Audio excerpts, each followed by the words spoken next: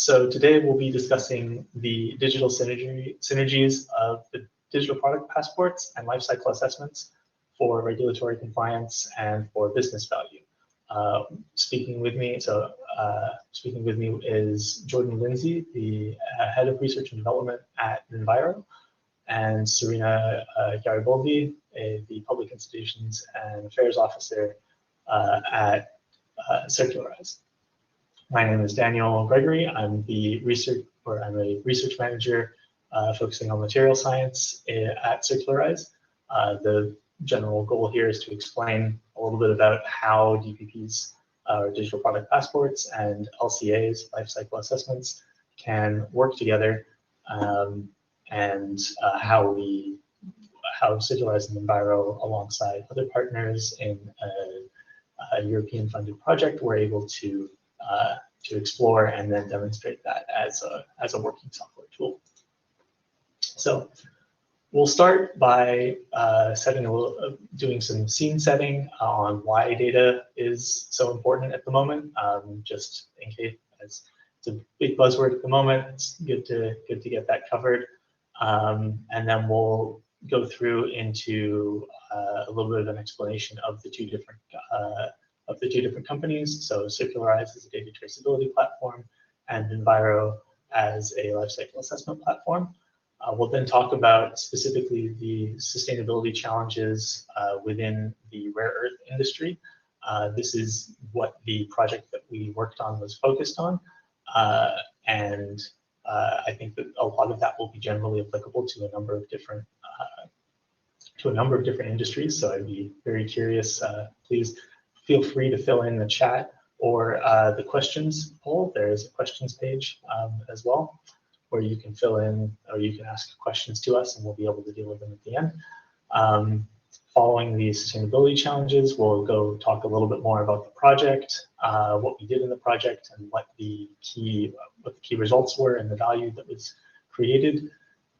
Then Serena will take a deep dive into some of the different regulation overviews that are relevant to this kind of work.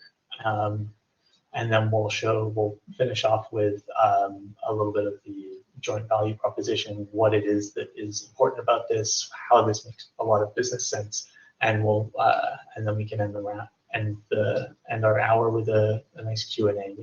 Hopefully we get to answer. We've let you generate a bunch of questions. You can ask us them, and we'll be able to answer them as well. So to set the scene, I'll start off with a quick question for you all. Love to know, do you use any digital tools to manage or verify your sustainability data? So essentially, yeah, how much are you interacting with data at the moment? Are you able to do this fully digital? Are you doing this with fully paper receipts? Are you somewhere in the middle? Just be really good to know a little bit about that. Maybe you're in the process of exploring one or the other. You have the data, you're not totally sure what you can do with it, or you know that it's there, you just don't know how to capture it or where to store it, different things like that.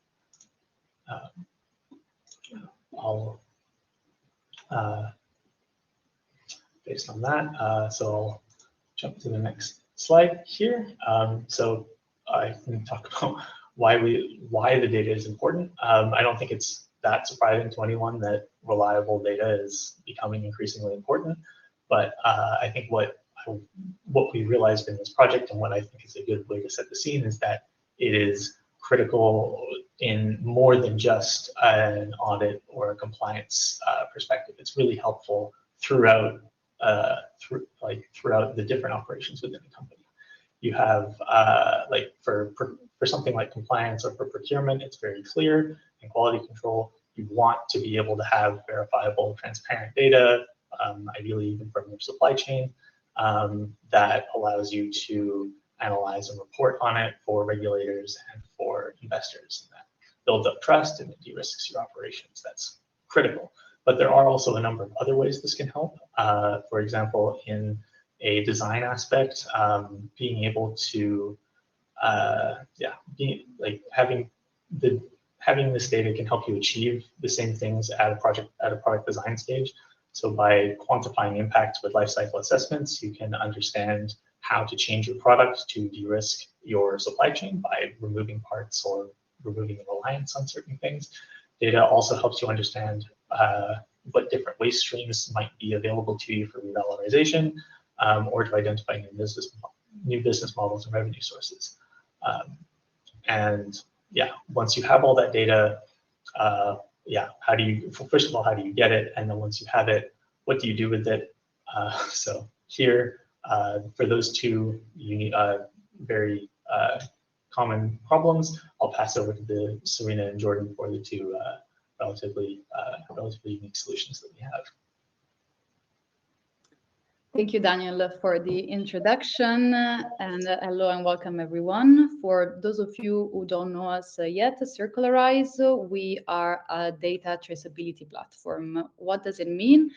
It means that we help a company trace material throughout the entire supply chain by sharing sensitive data while ensuring as much data privacy and confidentiality as possible. So the vision behind the company is to build a world where no resource is underutilized or discarded due to a lack of information. And in fact, the initial idea that originated the Circularise comes from a master thesis from TU Delft in 2016, when the question was for materials to be reused and for recycling to be improved, it was necessary to understand where that material was coming from and what happens during the entire life cycle of the product. And this information, however, is usually sensitive for a company, which is why we created an auditable supply chain insight where the evidence is confidential and spread between multiple untrusted parties who may not directly communicate. That is because the issue that there is at the moment with the traceability information in general is that it's very scattered. It's usually Excel spreadsheet, so a lot of manual work or documents that are attached to emails in a sort of long administrative work that is labor and time consuming for a company, and most importantly is more prone to error. So what Circularise has done is to digitalize while decentralize, so that different actors that are involved in the supply chain can communicate via the platform the data about their specific step. So looking deep into the supply chain in a decentralized way, so ensuring a supplier data collection. And we do that by a secure quantum-proof confidentiality and middleman protection. That means also that from day one, you're able to see whether your product is in compliance and ready for audit for international standard or legislation. As we will see later, there is a rising EU regulatory framework, especially requiring digital traceability.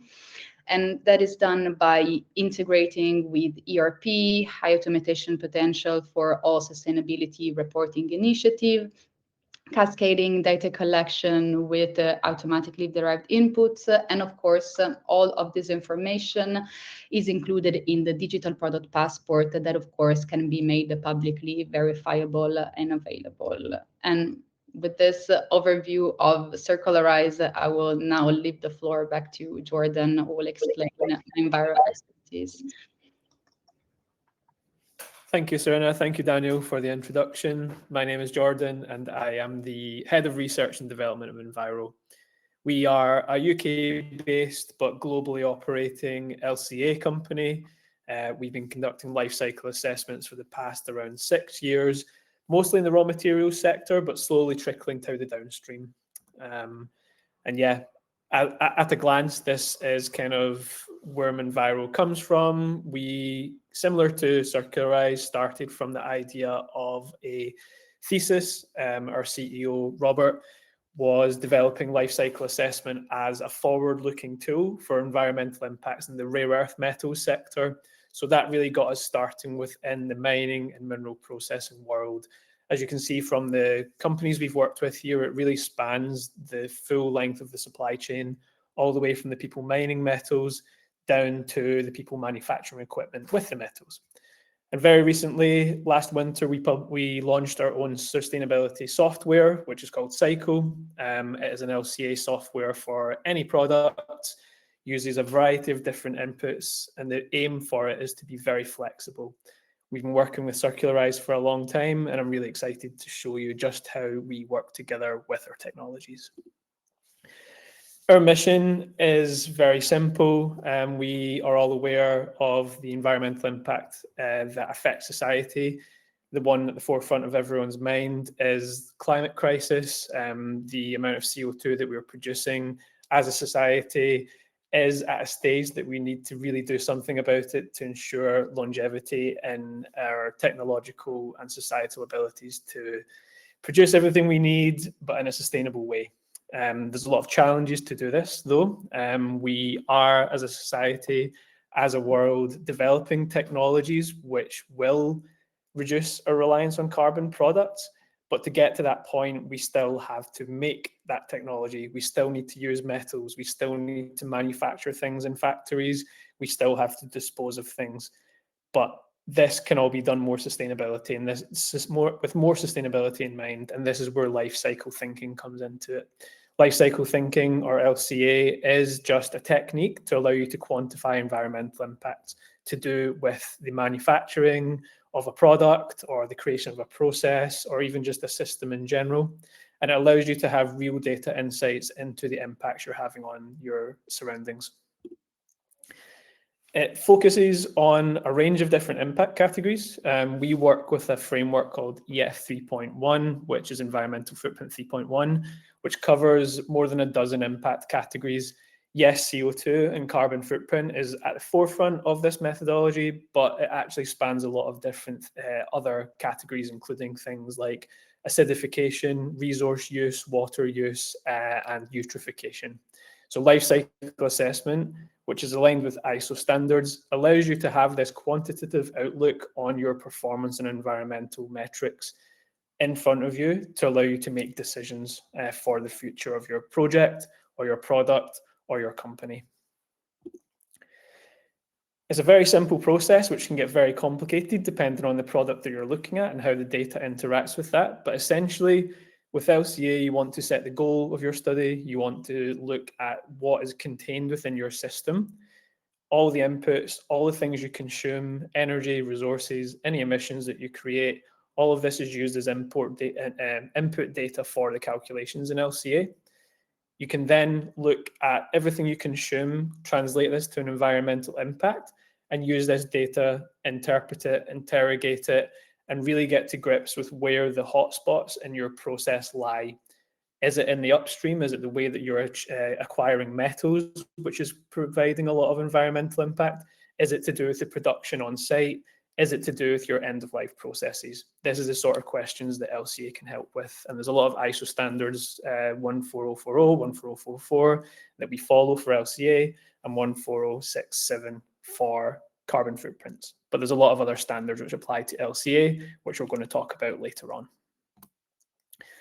Our software, as I mentioned, is called Cycle. It really is focused on making LCA as accessible as possible.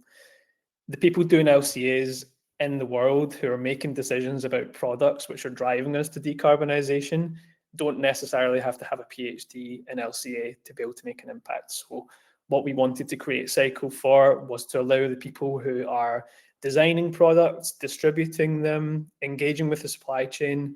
We want them to be the ones that are making decisions.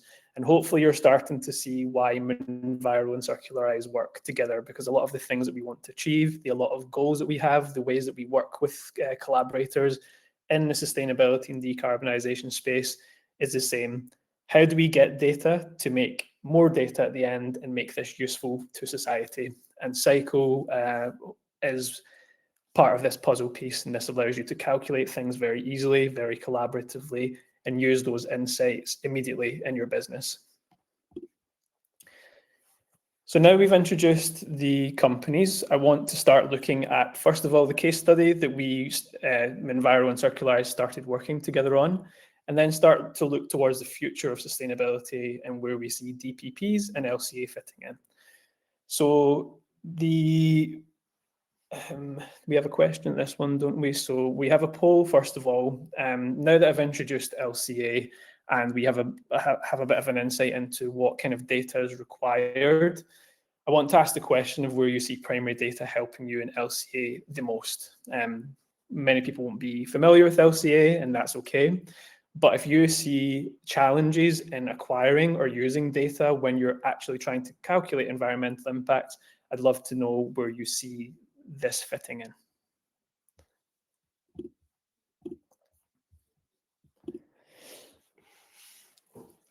Wow.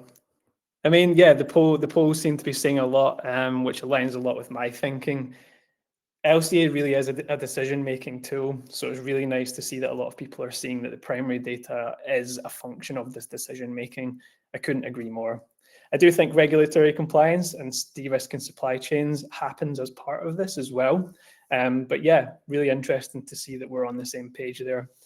When we're speaking about the case study that we started working together, Minviro and Circularise, the project was on rare earth elements. Now, anyone who has even a brief involvement with this set of metals, with this sector, will know that there's very publicized, well-known challenges within the supply chains. Rare earth elements are only found in very specific places in the world. Despite their name, they're not the rarest metals in the world. They're about in the middle in terms of their abundance, but they are quite restricted in where you can mine and process them, which creates a whole bunch of challenges environmentally, socially, and in terms of governance as well. Looking at them in a bit more specifics and why this is kind of setting the scene for why we started to work together for the project we're about to present. But it's one of the most opaque supply chains in the world. There's an issue with data when people are purchasing or using rare earths for their products around the world. Quite often people will be reluctant to share information, or the data may just not exist about where and how the rare earths were produced. There's a lot of legislation pressure on critical metals. At this moment in time, we can see what's happening in the battery sector, which we're going to speak about in a few minutes. But a lot of these metals, which are essential for our decarbonisation technologies in the future, are being very heavily scrutinised by governments in the EU and globally, and rare earths do not escape this scrutiny. In fact, there's a lot of renewed attention on their availability and their supply chains now more than ever. But one for me, this middle point in the list here that's quite important when we're talking about rare earths. There's no common methodology, or there was not a common methodology at the start of this project on how you can start to look at sustainability for this product. As I mentioned, the rare earth metals is a group of metals, which means that at every stage of the supply chain, you have multiple individual metals being considered for their use and for their disposal, and like where they're going to and what products they're going to be used in. This creates a whole bunch of problems, because not only are you talking about sometimes 12 metals at the once and trying to standardize how you speak about their sustainability, but you also have to then apply the same metrics of measurement to each of these in turn. So you can start to see why it's a very complicated field. And this extends into LCA specifically. I've been doing LCAs for quite a few years now, and rare earth elements continue to be the one that sort of makes your brain work the most in this sector. As I mentioned, lots of metals being produced at the same time with different processing requirements in different locations. That can create quite a messy LCA, can create some difficult decisions in the LCA generation process. And what this means is that for this last bullet point, when public rare earth element LCAs are published, it's very difficult to take them on face value and compare them like for like between two studies, because of these decisions that have had to be made when you're measuring sustainability. So even though the methodologies may be correct and it may be verified, the fundamental decisions of how you calculate environmental impacts in two different studies can mean that you can't actually compare them. So this is what we faced within the sector, and this is what we wanted to combine our knowledge to address. There was 4 points within the project going into our collaboration that we wanted to address. We wanted to look at this data aspect. We wanted to break through the opaque nature of the rare earth sector by creating a trustable and reliable way for this data to be stored and shared. We also wanted to prepare all the outputs of any sustainability assessments in this sector to be ready for auditing, so that there was no gaps, the methodologies were all taken care of, and everything was standardized. And that goes for the LCA, but also the data methodologies. And we really wanted this to be an integrated system. We didn't want there to be lots of work on two different kind of frameworks, two different platforms. So wherever possible, we wanted to put our heads together, Minviro and Circularise, and really create something that was smooth and covered the whole journey of products within the system. And that leads me on to Daniel, who's going to talk about what this solution looked like. Yeah, thanks, Jordan, for the great talk through of Minviro, and earlier Serena on Circularise, and explaining what the challenges with sustainability reporting in the rare earth sector is. I think actually this is another good time for a poll question, so we can check who's still here. And it would be good to know, I think, what kinds of problems does your sector have with sustainability reporting? Do you, based on or having heard what Jordan has just talked about in the rare earths, do you find that there is a parallel? Does it seem somewhat similar to your industry? Perhaps it is your industry. And so he's covered everything pretty well. Maybe there are other things. Looking through some of the results, yeah, it seems like it's there's a big push for data availability from supply chains, with regulatory uncertainty being a second, or others, and one of the other ones. The assessment guidelines also important for a couple people. So yeah, it's good to see that there's a mix, but there is also this nice clear winner on that. In the results. In terms of what we ended up doing, or what we did in this project, Circularise and Minviro worked alongside, the way that we addressed this project was working alongside two other industry leaders in BEC for Gesellschaft and Grundfos. We also worked alongside the Rare Earth Industry Association, which is a trade association of different companies and manufacturers within the working within rare earths and on rare earth containing material products. And this was all funded by the EIT, or the European Institute of Technology's raw materials branch. So we're grateful to them for the funding. It went on for about 3 years and ended kind of in January of this year. The general approach that we wanted to take was to explore how we could, as Jordan said, using both of the combined systems, can we improve sustainability for rare earth elements, and can we create maybe a standardized sustainability certification for those different elements, demonstrating the power of primary data in that supply chain. And these broad goals were broken down into some smaller, more actionable items. So, for example, making things a lot more standardized from just a life cycle methodology perspective, understanding, making scoping of the different life cycles comparable, figuring out how to collect and gather all of this data from the supply chain, and then how do you then combine both of those two aspects into one final useful system. The results of this project, there were a couple really good ones. I will leave the best for last, and I'll focus on that in a lot more detail, which is the combined use of the digital product passport and the life cycle assessment.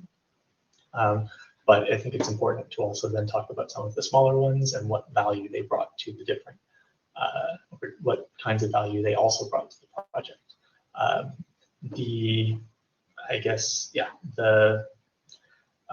Being able to create that standardized form and be able to bring some level of standardization and comparability to the way that lifecycle assessments were run was really a lot of value to was going to be a lot of value to the project. And so to that end, Minviro and REA worked together to produce a product category rule, or PCR, for the rare earth industry, which gives them a standardized way of saying, if you want to look at how or try and compare these processes for how to make how the rare earths have been made, you can use these standard standard scoping of like, this counts as one part of it, this counts as the next part of it, this counts as the third part, and you can string those together to produce your produce the life cycle assessment. The key values of that is being able to then have this comparable data and have people start generating data that is comparable. It's the same. You can kind of feed it all together, and that can be then fed into larger tools. It can be fed into something like Cycle, as Minviro developed and Jordan spoke about. You could also feed it into something like the raw materials information system, which the EU has been building and growing. The other benefit is that it gives a template of how you can collaborate, or how you can create this collaboration and standardization across other industries, showing that it's possible to do that for something difficult like the rare earths. Means that you can then do it.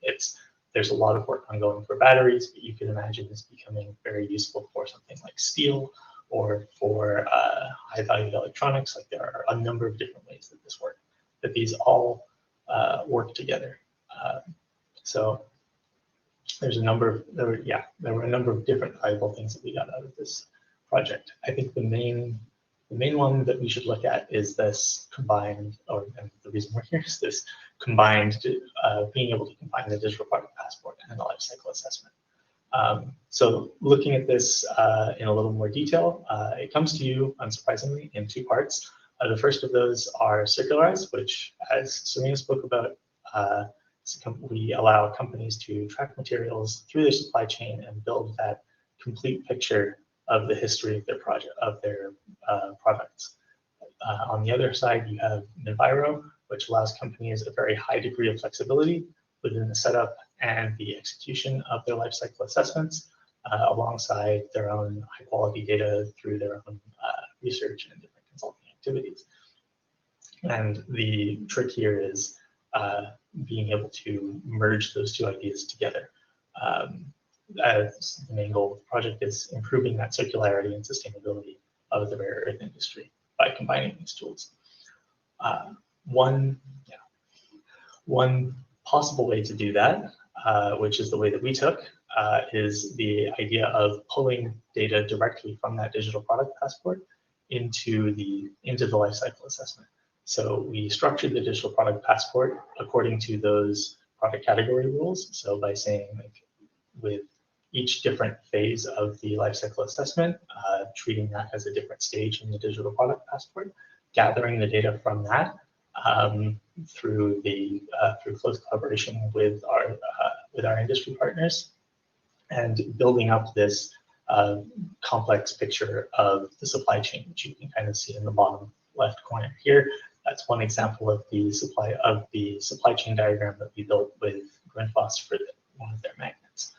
This could then be fed into Minviro's cycle tool for the lifecycle assessment, where they also follow the PCR rules, and then it allows the data from the digital product passport to be directly fed into the corresponding scoping of that product category rule, or of that PCR. So you can build a very complicated flow, or you can build a complicated LCA model that matches the digital product passport, and then bring in that primary data directly from your supply chain. Then once you run your test, or you can run the LCA, and then you can give it a third-party review. So the LCA data can be audited and then shared, and you can actually do the auditing by sending the LCA results back to the digital product passport, which can then be shared with an auditor. And because of the way that we've built our digital product passport at Circularise, it proves who put in the data at what point, so you can be confident that it shows that this data was handled by these people, and you can show exactly who did or who put in what piece of data and who did what kind of analysis. In terms of what that compliant, this essentially, this combined solution then allows you to create not only a compliant and transparent supply chain, but also a more sustainable supply chain by leveraging the expertise of both of the sides of this partnership, Circularise and Minviro, in the fields that they maintain their expertise in. So we're able to work collectively together, and the whole offering that we have is greater than the sum of either part. We're really able to work together to give a lot more in-depth knowledge. You've got Circularise can help with a lot more of the data collection, data organizing, data gathering, and then Minviro, you can then move that data easily to the Minviro platform of Cycle, and really kind of get a lot of good help on how to analyze, understand this life cycle assessment, and really make good decisions on that. This works at the moment with rare earths. It also works with the different commodities. This is useful for the different commodity specialists. So thinking of like gold, lithium, like strong metals there. It gives an ecosystem traceability, and it also shows that like you can use this to build on the different e-regulation capabilities. It really gives you that kind of holistic view, as I was talking about earlier, and when defining the scope of this. It allows you to get the data in you can gather, organize the data, and then use it in ways that benefit the entire company or an organization. To that end, and the way that what this tool then allows you to do is to see those key insights and to see the key insights and make the decisions that you need to in order to de-risk a supply chain. As Jordan was mentioned earlier, in terms of hotspot identification with the lifecycle assessment, you can kind of spot where the supply chain issues are under normal circumstances, or without using this digital product passport and lifecycle assessment combined tool. You're actually able to not just see where the hotspots are in a general idea of how someone might build your tool, but really your specific supply chain. Where are the hotspots in your supply chain? How can you what can you do to address that, or how can you identify it at a very granular level? And that gives you a lot of power over how to make your product stand out and different from other aspects of your competitors. It also gives you a much stronger regulatory angle. You have a lot more control over, again, your specific tool and how you can meet different EU standards.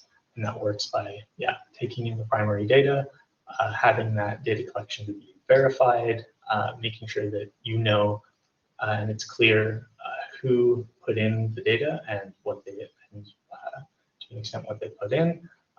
Being able to see that level of traceability at a very high level of granularity, down to the batch, down to the item, and then being able to run carbon footprint calculations, create these lifecycle assessment models, and have this report-ready data, do all of that really complicated analysis on a very specific data set that gives you a lot of control.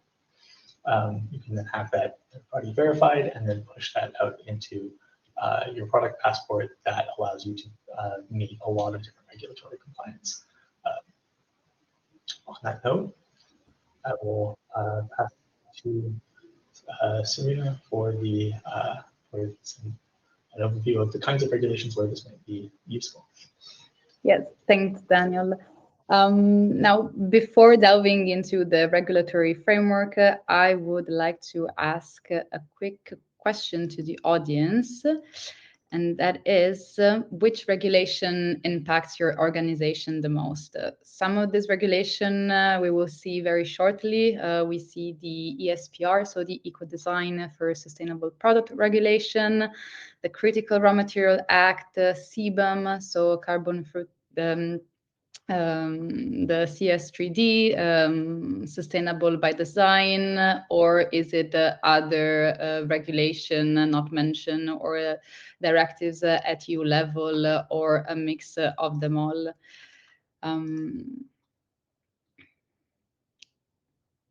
Yeah, I see that the ESPR is amongst the main one. And on this note, I'm happy to start exactly with this one.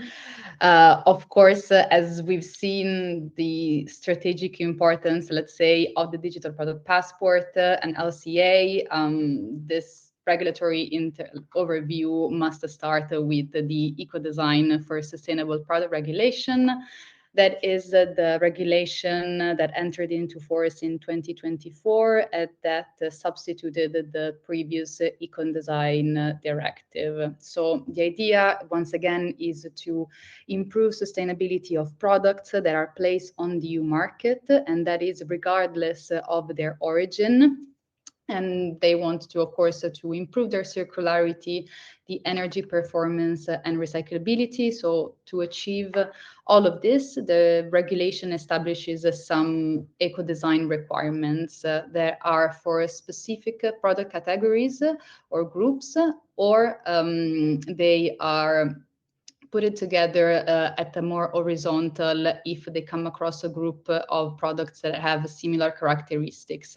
And these requirements are what we have seen so far, basically. So it can be aspects from durability, reusability, or repairability, or we can look at the energy and resource efficiency, whether there is the presence or not of any substances of concern, what's the recycled content, the carbon and environmental footprint, and so on. And of course, all of this information is to be included in the digital product passport that is indeed the cornerstone of this new legislation. And what will happen is that as of next year, the EU Commission will adopt a series of delegated acts, starting from iron and steel, which will specify which data will be needed to be included in the DPP of that specific product. And the same rationale will be applied, of course, with different product categories. So there is home appliances involved, but also aluminium, textile, tires and mattresses, and so on.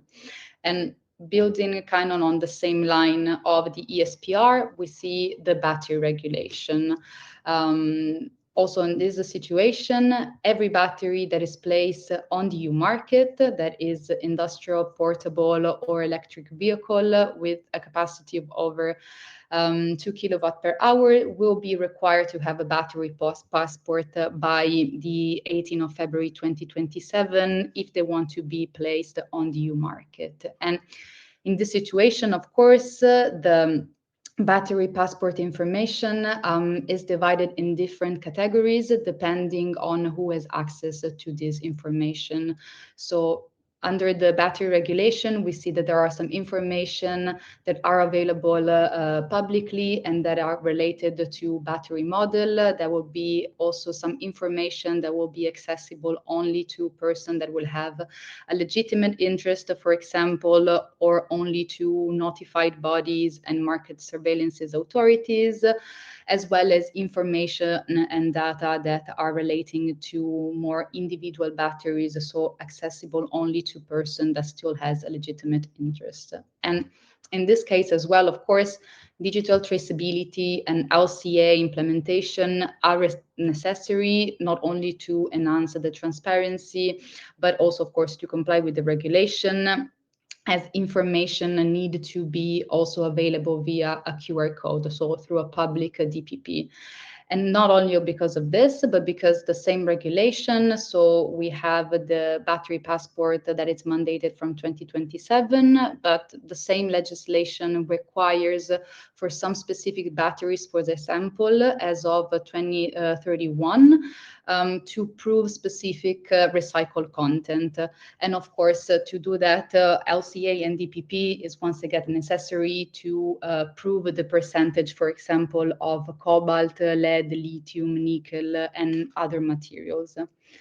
And finally, on this note, last but not least, the Critical Raw Material Act. This is also a regulation that was adopted very recently in 2024, and that overall wants to enhance the resiliency of the critical raw material sector. So by establishing, let's say, comprehensive framework to strengthen Europe's supply chain when it comes to critical raw materials. And to do so, Europe has set some specific benchmark that needs to be reached by 2030. So in 5 years, at least 10% of the EU annual consumption for extraction, 40% of the EU's annual consumption for processing, and 25% of the European annual consumption for recycling should be covered, as well as not more than 65% of the Union annual consumption should come from a single third country. And of course, to reach all of these targets, once again, we see the key importance of having traceability like DPP and LCA implemented, because the regulation requires under Article 28 and 29, if you want to have a look, to prove and trace recyclability and recycled content of a permanent magnet that are included in some specific product group. So what we see in all of this regulation, and here we mentioned just the most relevant one for the metal and battery field, is that the digital product passport, LCA, they are being included in more and more like a regulatory framework that doesn't only cover the sectors, but that is expanding. So we see it now that is mentioned also in the end of life of vehicle regulation, but also going into more into plastics and chemicals. So we have DPP, for example, in the detergent and surfactant regulation. We will have it soon in the toy safety regulation, and so on. So the same idea, the same rationale, the same technology can be applied also to other sectors and other categories, because what the union is doing, of course, is to raise the quality of their product. And the idea is that eventually in the future, all of the products that are put inside the EU market should come with some sort of digital traceability. I'm sure that some of you, for example, has already come across also with the competitiveness compass or a clean industrial deal, single market strategy, and all of that. And something that is in common to all of these new EU targets and strategy is the need to move towards more digital solution. So beside, let's say, the stricter requirements of some regulation, what the European Union is doing is that is putting out more funding opportunities and incentives for companies that decide to move towards the goal of, reaching carbon neutrality by 2050. And so to have in general help decarbonization, and so more clean and environmental friendly product. So yeah, this is a bit of an overview of what's happening now at the European level. Of course, today we focused very much on the EU, as the project was a European one, but the same trend can be seen also outside, so more at the global level, as we know, of course, that Europe has more stringent and more strict rules when it comes to regulation, especially, for example, with the ESPR that mandates for every product also that is produced outside of Europe, if it wants to be sold on the EU market, would come with the DPP. But in general, the same is being introduced by other countries, like China, for example, is also introducing the concept of DPP, and so on. And with that, I will now give back the floor to my colleagues. Cool. I'll try to wrap everything up. I see there's a lot of questions that we can get to. But thinking about the project as a whole, and what it meant for our collaboration and what it presents to the industry as a solution for sustainability. Although the project was very focused on rare earths and magnets and what affected them in particular, the project allowed Minviro and Circularise to build a system, an ecosystem of data which enables people within the sector to tick off many boxes that are required for them by the EU and other governing bodies in one smooth transition. The same data stored for your DPP can be used to generate your LCA, and everything can be stored together, regardless of what the product is, really.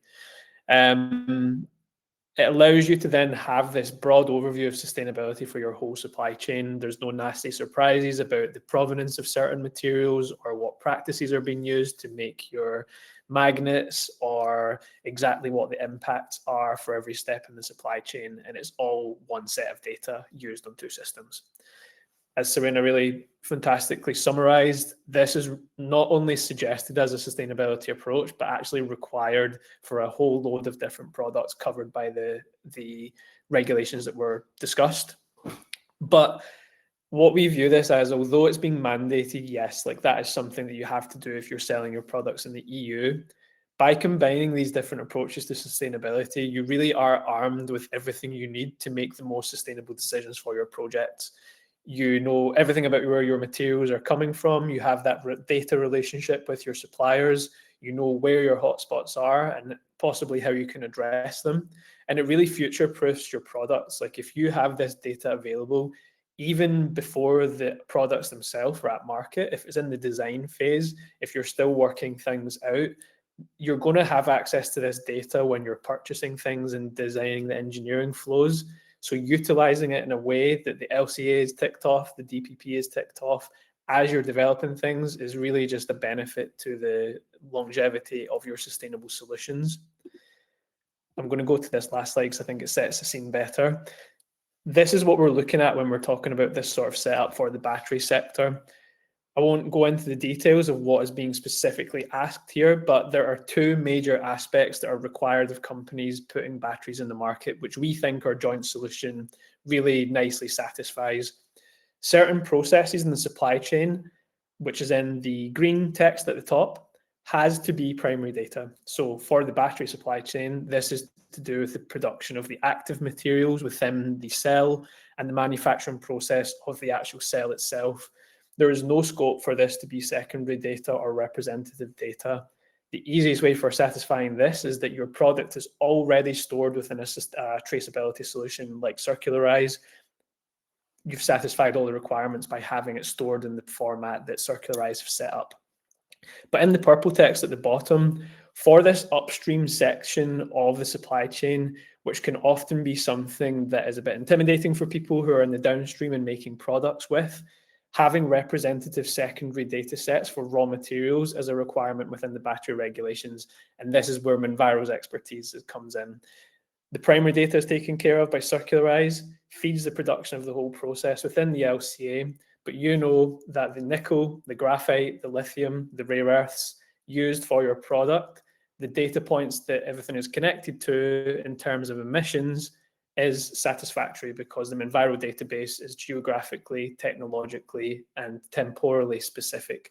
So what this kind of means for you as a downstream user or a producer of tomorrow's technology is that by using this system, not only do you have an internal understanding of your sustainability that you can talk about with your stakeholders, but everything is formatted in a way that if you wanted to produce your DPP tomorrow and publish it, all the boxes would be ticked. Your raw material data would be covered by the Minviro side.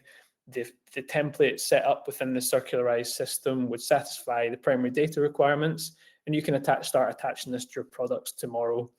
And I hope this sort of makes sense in terms all of this would be spreadsheets, manual, every single bit would involve a lot of work in the past, and what we present to you today is, in my opinion, the most streamlined way to get on board with European regulations, whether that's for batteries, chemicals, tires, furniture, all these things covered by the upcoming regulations.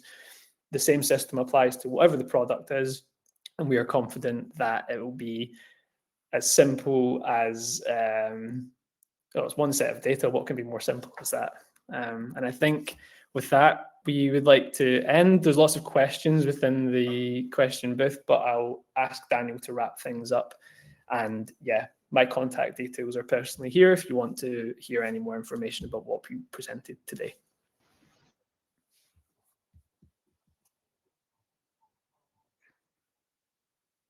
We got Daniel?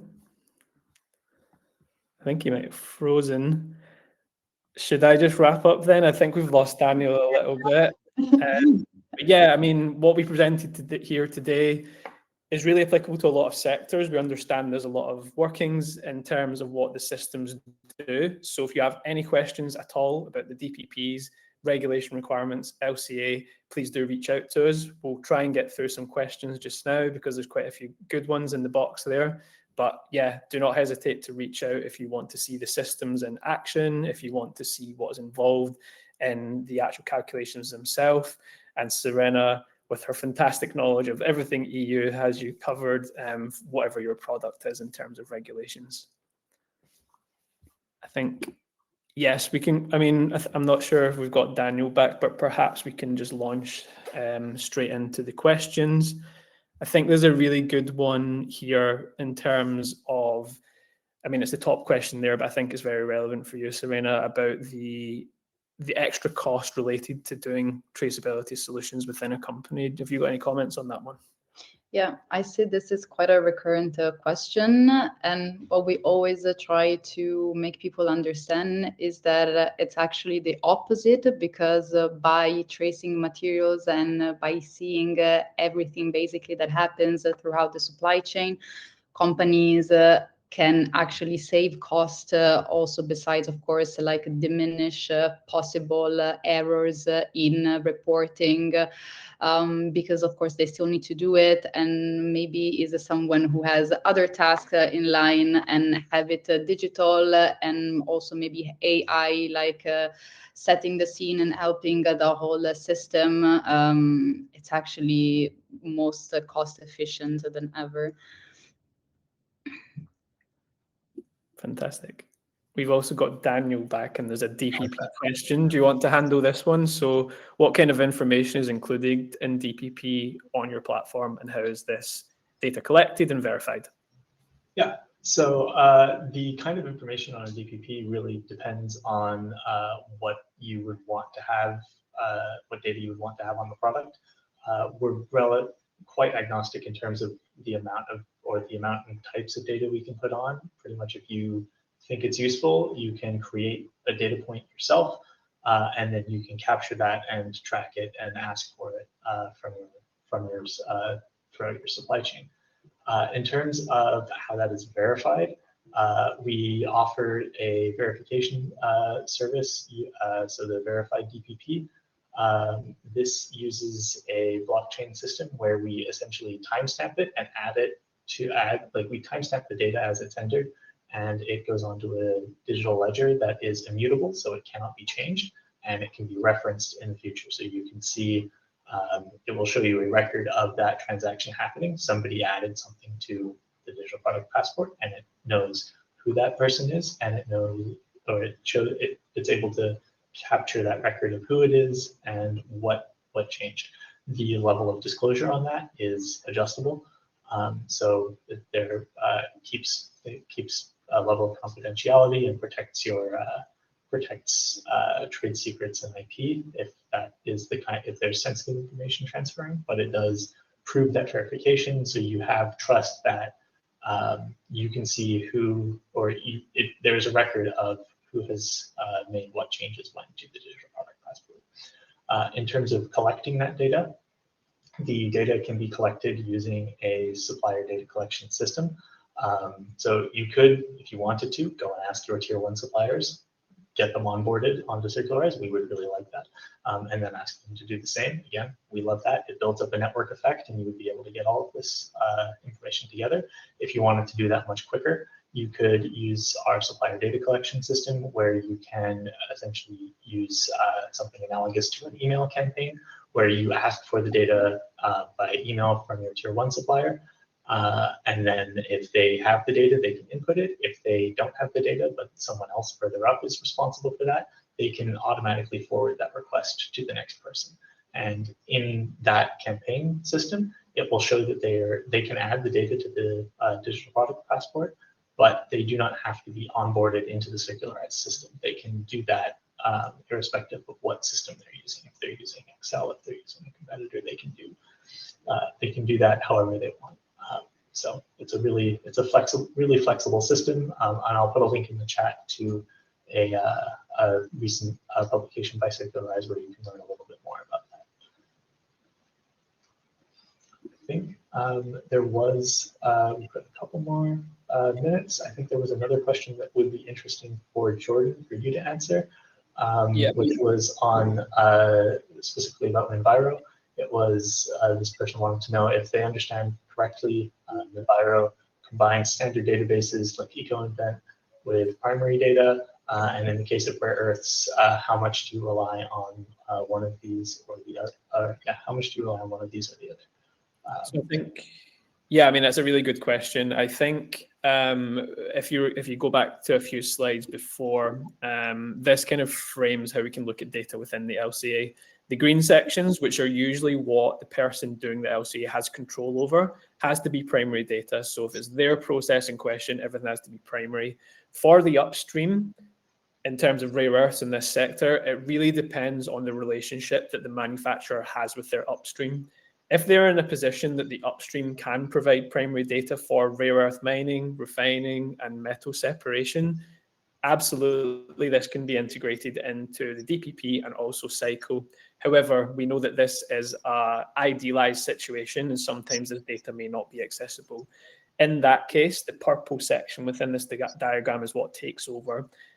Within the EU regulations, as long as you have data points for the raw materials coming into the system, which are geographically representative, technologically representative, they represent ore grades, separation methodologies, and geographic inputs that could be specific to that mine site, that will be sufficient for the calculations. Now at Minviro, we do not use clients' data for anyone else's projects. The database that we own has developed through years of our own research and consultancy, where we have developed supply chains for Chinese rare earths, Indonesian nickel, Chinese graphite, for example, and this is available for use in this purple section. But if people have a relationship with their upstream that they can get primary data into the LCA, even better. But there's different options for depending on what data is available to people. Hopefully that answers it. I'd say that's a pretty good summary. Yeah, so we have a couple minutes left. I do want to get one more question out there. Again, I'm going to direct this one at Jordan. Serena, you're welcome to come in as well. But let's say that we have the data collection and LCA technology is interesting, but it's not clear if that's a perfect fit. What would be a good next step to take? I can answer from Minviro's side. You can get in touch with us and we can give you a trial on the software. The easiest way to see if these kind of solutions are suitable for you is to get your hands on them and see if your data availability, the kind of way that you store data about your product is suitable for LCA. Give me an email and we can set up some trials. And if it's specifically looking at the way that the systems communicate, this is something we can coordinate with Circularise. Obviously, you can appreciate it gets a little bit more complicated if we have the two things operating at the once. But the system that we're proposing means that once you're familiar with what each system does and how they speak to each other and how the data works, the rest should be smooth. So yeah, my message is give me an email and you can try it for yourself. Really happy to do targeted demos for teams or decision makers in the companies or people who just know their products really well. And we can do hands-on trials as well. Does that sound like Circularise answer, or do you have a separate setup?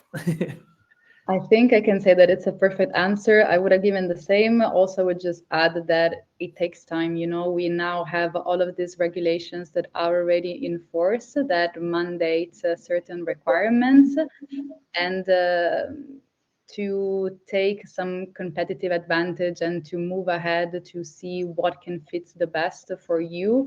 It's also key to ensure like a full compliance and yeah, to have greater opportunities in general, because yes, sometimes there are some postponements, but not for everything. And yeah, every product category is different. And application is wide. So it's great to start. Yeah, I think that's a pretty good summary. If you're interested, just reach out to either Minviro and Jordan or Circularise and Serena and I, and we'll be happy to discuss anything that you want on that further and connect you to the other person. So with that, I see we're pretty much exactly on time, a little bit over. So thank you if you stuck around through all of the questions. I hope you enjoyed this, learned a couple new things, and have something to go away with and talk to your team about. We really appreciate the time that you've taken to listen to this, and yeah, we hope to hear from you all soon. Have a wonderful time and a great rest of the day. Thank you. Thank you all. Bye. Bye bye. Yeah.